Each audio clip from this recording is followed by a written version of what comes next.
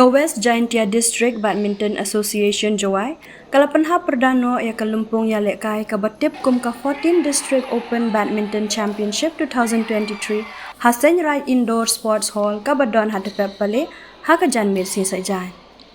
Kani kalumpung ya lekai ka balas dang nadu ka shitarik nailur lawan badpanha perdaya ka da ukongsan UOH toy President Senrai Jawai ha ka jingdon lang kitu khot nang kit kam ka West Jaintia District Badminton Association kiba konthop yo President UJM Pok Sngam u General Secretary UM Nong Plo bat kiwe ki kerdan ya khon ki konthop nadu ka women single, women doubles, men single open, but men double opens, mixed doubles, men single 35 plus, men's double 35 plus, 50 plus men single but 50 plus men doubles.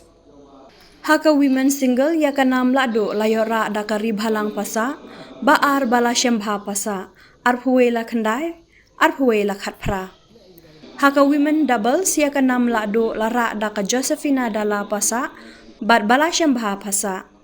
Baar ibalari siang syai bat preti meri sumer, arpuwe la khandai, arpuwe la khandai. Haka mixed double ya kanam lado layora da ka Josephina dala pasa, bat meban ker shulai. Baar udailang wa o nong plo bat ribhalang pasa arpuwe la khat ar arpuwe la khat khandai. Haka men's single open ya kanam la do la yora da umeban ker shulai baar udailang wa o nong plo arpuwe la khat we arpuwe la khat ar.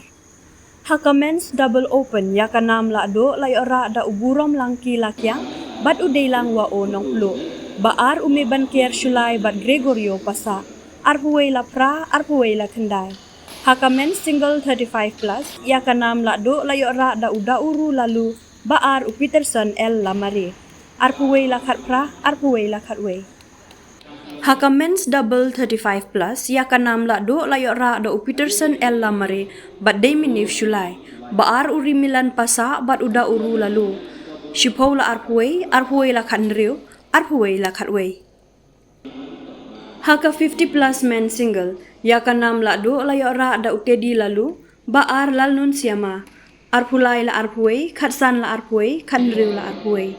Kat bahaka 50 plus men's double ya kanam la do la ra da us lalnun siama bat ambros kat pho baar usalan paswet bat tedi lalu arpulai la arpuwe la khanriu.